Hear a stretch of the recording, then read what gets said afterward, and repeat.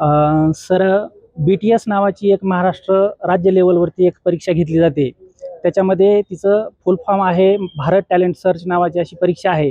1ली ते 8वीसाठी ही परीक्षा राज्यस्तरावरती घेतली जाते. अतिशय दर्जेदार अशी ही परीक्षा, जेणेकरून विद्यार्थ्यांचा स्पर्धा परीक्षेच्या दृष्टीने पाया मजबूत व्हावा याच्यासाठी ही परीक्षा घेतली जाते. आणि या परीक्षेमध्ये आमच्या शाळेचे एकूण 17 विद्यार्थी, 1ली 2री ते 4थीमध्ये 17 विद्यार्थी या परीक्षेमध्ये बसले होते.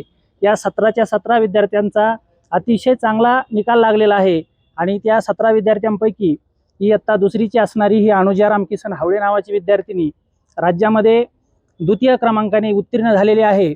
तसं पाहिलं तर तिचा प्रथमच क्रमांक आलेला आहे, कारण 150 मार्काची घेतली जाणारी ही परीक्षा आणि राज्यामधून 1ला, 2रा व 3रा क्रमांक आलेले जे विद्यार्थी आहेत, या 3ही विद्यार्थ्यांना 148 गुण आहेत. त्यामुळे तिचा 2रा क्रमांक या ठिकाणी त्यांनी घोषित केलेला आहे. आणि या 2रा क्रमांक आल्यामुळं ही इस्रोला भेट देण्यासाठी या संस्थेमार्फत जी मुलं 1ली, 2री, 3री येतात, ही सगळी मुलं इस्रोला भेट देण्यासाठी ते घेऊन जातात.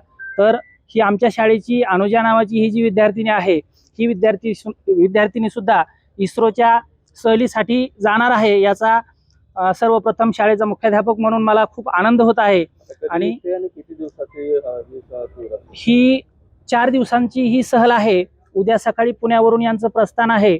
आणि आत्ता आमच्या शाळेच्या तर्फे, गावकऱ्यांच्या तर्फे अतिशय आनंदामध्ये सर्वांनी तिला या ठिकाणावरून निरोप दिलेला आहे आणि सहलीसाठी शुभेच्छा दिलेल्या आहेत.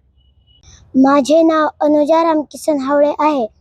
मी परीक्षा BTS दिलती. मग त्यानंतर काय झालं? त्यानंतर माझा निकाल लागला. मी राज्यात 2री आली होती.